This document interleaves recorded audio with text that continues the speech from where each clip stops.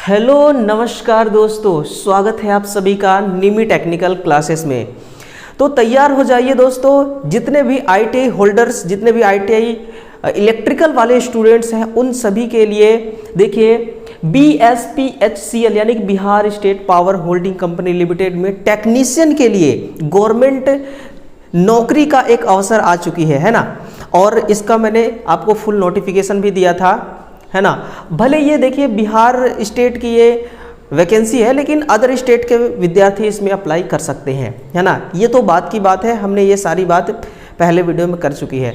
लेकिन आज का हमारा खास टॉपिक क्या होने वाला है कि जो BSPHCL है ना, इसमें आपको सिलेक्शन कैसे मिलेगा, इसमें आपको सिलेक्शन किस प्रकार से मिलेगा, कौन कौन से वो टॉपिक्स हैं, कौन कौन सी वो चैप्टर्स हैं, या फिर क्या आपको पढ़ना पड़ेगा टेक्निकल और नॉन टेक्निकल में, जिसके जरिए आप इस BSPHCL में टेक्नीशियन की जॉब ले सकते हैं, है ना।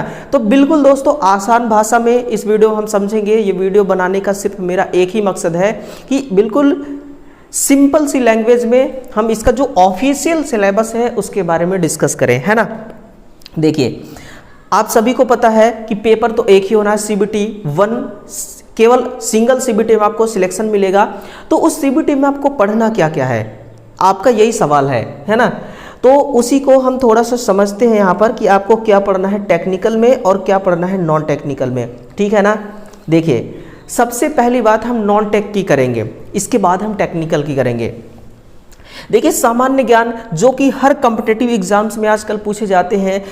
अब ये जो आपका सामान्य ज्ञान है यानी कि जनरल नॉलेज है, इसमें कौन कौन से टॉपिक्स को आपको कवर करना है जहां से मैक्सिमम चांस रहेगा कि आपका वहां से क्वेश्चन लिया जाएगा, है ना।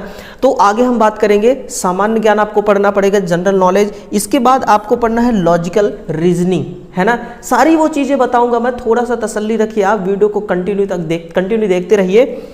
फिर है आपका सामान्य अंग्रेजी यानी कि जनरल इंग्लिश और कंप्रीहेंशन, फिर आपका जनरल हिंदी, फिर आपका कंप्यूटर भी है इसमें, याद रखिएगा कंप्यूटर भी इसमें है। अब बहुत सारे टेक्निकल जॉब्स, टेक्निकल नौकरी ऐसी भी हो चुकी है जिसमें कंप्यूटर का नॉलेज होना बहुत ज़रूरी है ना। इसलिए कंप्यूटर भी यहाँ पर पूछा जाएगा। कितने नंबर का पूछा जाएगा यानी कि क्या क्या पढ़ना है आपको, है ना, हार्डवेयर सॉफ्टवेयर क्या पढ़ना है, वो सारी चीज़ें बात करेंगे। ये तो आपका हो गया नॉन टेक के बारे में। फिर टेक्निकल में आपको क्या पढ़ना होगा, क्योंकि टेक्निकल सिलेबस तो बहुत बड़ी है, बहुत बड़ी टेक्निकल सिलेबस है और आपको सिलेक्शन यही दिलाता है ना, टेक्निकल पेपर ही। क्योंकि टेक्निकल देखिए जब आप IT करते हैं ना, तो उस दरमियान लगातार आप 2 साल तक टेक्निकल पढ़ाई करते हैं, है ना, टेक्निकल पढ़ाई करते हैं और उस समय आप सिलेबस को कवर करते हैं। बस वही चीज़ें यहाँ पर पूछी जाएंगी, अलग से आपको और कुछ पढ़ने की ज़रूरत नहीं है।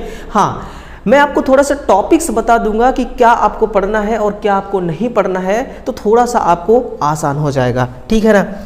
ये तो ही देखिए बात की बात। और एक बात और मैं आपसे कहना चाहूँगा कि जितने भी स्टूडेंट्स ऐसे हैं ना जो फर्स्ट टाइम हमारे इस चैनल पे विजिट किए हैं, फर्स्ट टाइम हमारे इस चैनल पे आए हुए हैं, वो बिल्कुल चैनल को सब्सक्राइब कर ले, ठीक है, चैनल को सब्सक्राइब कर ले और वीडियो को एक बार शेयर जरूर करना, है ना।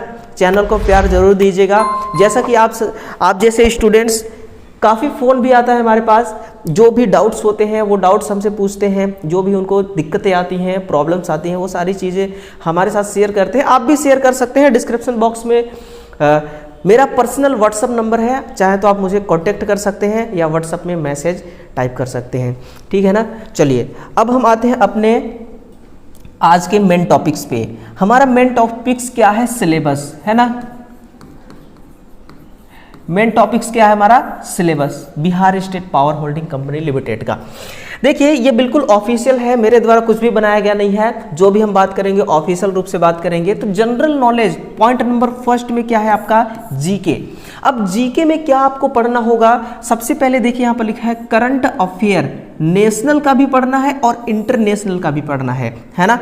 तो मैं आपको यही सजेस्ट करूंगा कि आप अभी ये जो करंट अफेयर है ना, इसको थोड़ा सा ध्यान मत दीजिए, क्योंकि जब आपका एडमिट कार्ड वगैरह आ जाएगी ना, उस टाइम पे इन चीज़ों को करंट अफेयर पढ़ेंगे ना, तो करंट टाइम का जो नॉलेज होता है उसको आप पकड़ पाएंगे, उसको आप कैच कर पाएंगे, है ना। ये रहे। फिर इंडियन हिस्ट्री फिर क्या है आपका इंडियन हिस्ट्री है, इंडियन जियोग्राफी भी आपको पढ़ना पड़ेगा, इंडियन पॉलिटिक्स भी आपको पढ़ना पड़ेगा, साइंस एंड टेक्नोलॉजी भी आपको पढ़ना पड़ेगा। मुझे मालूम है और आपको भी मालूम है कि जितना टॉपिक्स जनरल नॉलेज में इन्होंने दे रखा है ना, इन सभी टॉपिक से क्वेश्चन नहीं आते हैं, बट आपको पढ़ना तो पड़ेगा ना, क्योंकि इन्होंने इनका जो ऑफिशियल सिलेबस है, इस सिलेबस के अंदर जो भी डेटा इन्होंने दे दिया उसको तो आपको कवर करना ही है ना, बेशक आए या ना आए। अगर मान लीजिए कि आपने इंडियन पॉलिटिक्स को नहीं पढ़ा और क्वेश्चन यहाँ से बन गया, तो आप ऑब्जेक्शन नहीं लगा सकते ना कि आप आउट ऑफ सिलेबस से क्वेश्चन पूछ रहे हैं। कहने का मेरा बेसिकली ये मतलब था। और दूसरा यहाँ से देखिए लॉजिकल रीजनिंग, और एक बात यहाँ पर देखिए, सब के सब आपका 10th लेवल का यहाँ पर क्वेश्चन पूछा जाना है ना, टोटल 10th लेवल का, बहुत हाई लेवल का यहाँ पर नहीं पूछा जाएगा। लॉजिकल रीजनिंग में आपको एनालॉग पढ़ना है ना, सिमिलर पढ़ना है, और प्रॉब्लम सॉल्विंग पढ़ना है, फिर है रिलेशनशिप कॉन्सेप्ट्स क्लियर करना है, space visualisation, arithmetic number system हो गया, अर्थमेटिक रीजनिंग हो गया। इन सभी चैप्टर को आप बिल्कुल आसानी तरीके से पढ़िएगा, ठीक है ना। फिर यहाँ पर तीसरा सब्जेक्ट आपको कौन सा कवर करना पड़ेगा, जनरल हिंदी। देखिए अब जनरल हिंदी हर जगह नहीं पूछा जाता है ना, लेकिन इसमें तो पूछा जा रहा है, तो आपको पढ़ना पड़ेगा। अब जनरल हिंदी में देखिए ग्रामर भी आपको पढ़ना है ना, ग्रामर को भी कवर करना है, वोकैबुलरी को भी, comprehension, fill in the blank है ना, इरर डिडक्शन, और एंटोनिमस और सिस्टोनिमस। इसके बाद है आपका फेरासिस मुहावरा है ना, यानी कि मुहावरा से भी क्वेश्चन पूछा जाना है। तो कुछ लोग ऐसे हैं ना कि देखिए कुछ स्टूडेंट्स ऐसे भी हैं जो हिंदी को बहुत मतलब मजाक में ले लेते हैं ना, कि हिंदी क्या ही है हमारे सामने, हिंदी की क्या औकात है हमारे सामने। बट औकात तो हर एक क्वेश्चन का होता है मेरे भाई, हर एक क्वेश्चन का औकात होता है, और उसी औकात का ही नंबर मिलता है, ये चीज़ें मत भूलिएगा है ना। ये हो गई आपकी 3। इसके बाद देखिए थोड़ा सा ये है ना, यहाँ पर और है जनरल इंग्लिश।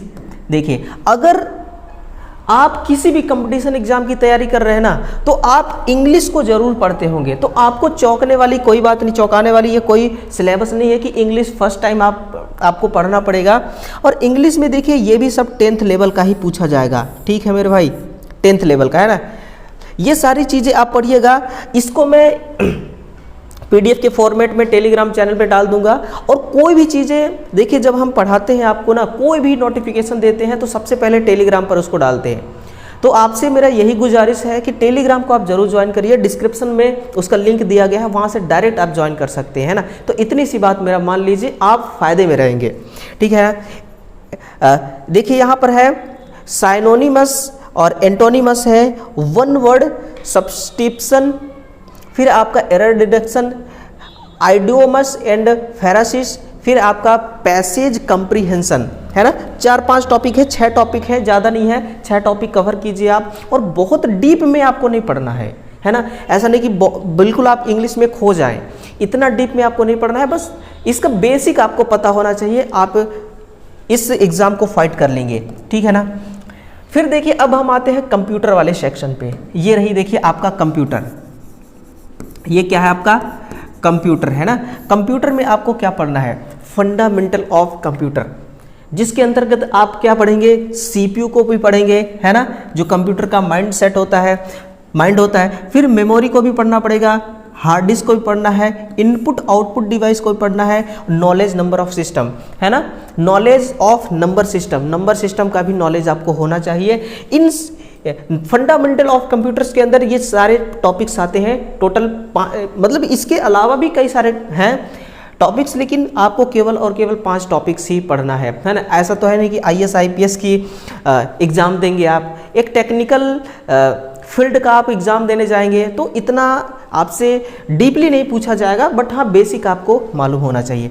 फिर बेसिक कॉन्सेप्ट ऑफ कंप्यूटर है ना, जनरेशन वगैरह पूछ सकता है, हार्डवेयर सॉफ्टवेयर के बारे में पूछेगा, कंप्यूटर सॉफ्टवेयर क्या है, ऑपरेटिंग सिस्टम क्या है ना, लैंग्वेज क्या है, ये सारी चीज़ें आपको मालूम होना चाहिए। बेसिक नॉलेज में आपको MS Word, MS Excel, power point.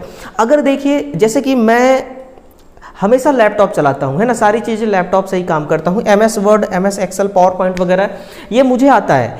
और मैंने ऐसे नहीं, मैंने कहीं से सीखा है। जब आप इस पे काम करते हैं, जब आप इसको थोड़ा बहुत देखते हैं ना, पढ़ते हैं ना, तो ये चीज़ें बहुत आसान हो जाती हैं यार, बहुत आसानी से आप इसको सीख सकते हैं, ठीक है ना। ये देखिए, इसके बाद इसी कंप्यूटर के चैप्टर में देखा जाए तो basic knowledge of internet, web browser क्या है ना, ईमेल वगैरह क्या है, सर्च इंजन क्या है, वेब सर्वर क्या है। फिर basic knowledge of computer knowledge में लैन वैन जो होता है, मॉडेम वगैरह, ये क्या चीज़ें होती है, इनका एरिया कितना होता है, लैन वैन क्या है, इनकी फुल फॉर्म क्या है ना, ये सारी चीज़ें पढ़ना है। Basic knowledge of cyber security. आप साइबर सिक्योरिटी तो देखिए, जब फ़ोन आप चलाते हैं ना, तो साइबर सिक्योरिटी कहीं ना कहीं आपके फ़ोन में भी रहता है, आप बेशक ध्यान ना देते हो, वो अलग बात है ना। वायरस क्या है देखिए, मालवेयर क्या है ना, warm, internet security, network security, है ना, फायरवॉल। अब देखिए यूपीपीसीएल में भी कंप्यूटर पूछा जाता है, ठीक है ना। अगर आप यूपीपीसीएल का एग्जाम दिए होंगे और आपका क्वालिफाई नहीं हुआ होगा तो कंप्यूटर आपको अलग से पढ़ने की ज़रूरत नहीं है, बस आप उसको रिवीजन कर लीजिएगा, ठीक है। सिंपल सी बात है, इतना आपको करना है और इसके अलावा और कुछ नहीं। फिर देखिए जो हमारा मेन टॉपिक्स है वो है 1 सेकेंड टेक्निकल पेपर का, कि टेक्निकल पेपर में और आपको क्या क्या पढ़ना होगा। ये देखिए, ये रही आपकी टेक्निकल पेपर की टोटल सिलेबस, ये रही। अब इनके हिसाब से अगर देखा जाए, इनके ऑफिशियल डेटा के अनुसार अगर देखा जाए तो ऐसा इन्होंने कोई टॉपिक नहीं छोड़ा है जहां से ये इनका कहना है कि हम क्वेश्चन नहीं पूछेंगे, हम हर टॉपिक से क्वेश्चन पूछ सकते हैं, है ना। मैं आपको दिखाना चाहूंगा, यहां पर देखिए एसी मशीन वाइंडिंग भी है, अल्टरनेटर भी है, सर्किट ब्रेकर भी है ना, AC machine winding, alternator, circuit breaker, DC drive, DC machine winding है, डोमेस्टिक अप्लाइंसेस है, इल्यूमिनेशन यानी लैंप है, इंडस्ट्रियल वायरिंग है, मशीन कंट्रोल है ना, और उसका लेआउट वगैरह, असेंबली कैसे करना है, उसको वायरिंग वगैरह कैसे करना होता है, power generation, single phase induction motor, synchronous motor, thermal, hydro electric, nuclear, ये सब क्या है, पावर प्लांट है जहाँ से पावर जनरेट किया जाता है। 3 फेज है, 3 फेज मोटर है, ट्रांसफार्मर है, ट्रांसमिशन लाइन है, ट्रिपल वीएफ है ना, ट्रिपल वीएफ, एसी ड्राइव है, और इसके अलावा अंडरग्राउंड केबल है ना। फिर तो कोई टॉपिक छूटा ही नहीं जहाँ से क्वेश्चन ना पूछेंगे। इसलिए मैं कह रहा हूँ कि जो आपका टेक्निकल पेपर आएगा, आपने जो आईटी करते समय जो सिलेबस कवर किया है, उस टोटल सिलेबस को आपको एक बार रिवीजन करना पड़ेगा, टोटल सिलेबस को एक बार कवर करना पड़ेगा, है ना। और अगर आप चाहते हैं ना, अगर आप चाहते हैं कि मैं तो निमी टेक्निकल क्लासेस के साथ टच में रह के तैयारी करना चाहूँगा, तो आप बेशक चैनल को सब्सक्राइब कर लीजिए अभी। और कॉन्टैक्ट नंबर मैं आपको लिख के दे देता हूँ, है ना, मैं अपना खुद का स्वयं का कॉन्टैक्ट नंबर लिख के देता हूँ, 8717918422। ये हमारा क्या है, ये हमारा है व्हाट्सअप नंबर।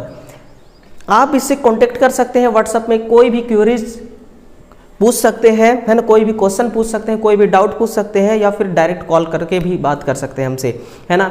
और इसके अलावा कोई भी जानकारी चाहिए तो आप कॉल जरूर कीजिएगा। बाकी हमारे साथ जुड़ करके तैयारी करना चाहते हैं, बिल्कुल मैं इस तरह से तैयारी कराऊंगा आपको कि टॉपिक्स वाइज टॉपिक्स तैयारी कराऊंगा, है ना। इतना डीप मैं आपको पढ़ाऊंगा कि अगर जिस टॉपिक को मैंने टच कर दिया ना, यूँ समझिए कि अगर उस टॉपिक से कोई भी क्वेश्चन कितना भी घुमा फिरा के आ गया तो वो आपको जरूर आएगा, इतना कॉन्सेप्ट आपका मैं क्लियर कर दूंगा, ठीक है ना। बाकी जितने स्टूडेंट्स पहले से मेरे साथ जुड़ करके तैयारी कर रहे हैं, उनको ये चीज़ें बताने की कोई ज़रूरत नहीं है, उन्हें ऑलरेडी पता है ना। चलिए, तो यही बात है देखिए। और मैं आपको अभी एक और वीडियो देना चाहूँगा, है ना, और हम उसमें देखिए बात करेंगे किसके बारे में, जो आपका लोको पायलट है, जो आरआरबी का लोको पायलट है ना, इसका हम कट ऑफ के बारे में बात करेंगे कि 2018 की वैकेंसी में जो कट ऑफ आया था वो कट ऑफ कितना था, है ना। तो वीडियो को देखने के लिए इंतज़ार कीजिएगा, आज ही वो वीडियो मिलेगी आपको इस वीडियो के 2 से 3 घंटे बाद। और चैनल को ज़रूर सब्सक्राइब कीजिएगा, वीडियो को लाइक कीजिए, है ना।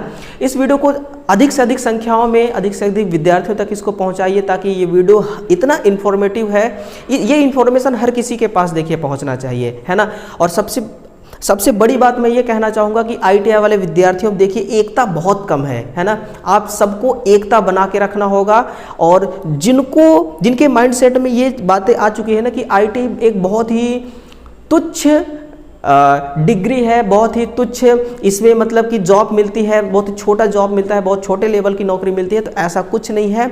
अगर किसी का रेलवे में जॉब लग गया, अगर किसी का कोल माइंस में जॉब लग गया, तो फिर उनसे पूछिए, है ना। इंडियन ऑयल, DRDO, इसरो में जॉब लग गया, तो उनसे पूछिए कि ITI में कौन सी फ्यूचर है ना। तो आप सभी एकता बनाइए, सभी के साथ इस वीडियो को ग्रुप में फैलाइए, स्टेटस में लगाइए, हर जगह फैलाइए, ताकि ये नॉलेज हर किसी के पास पहुंचना चाहिए। चलिए दोस्तों, मिलते हैं नए सेशन में, तब तक के लिए दिल से आप सभी को बहुत बहुत थैंक्स।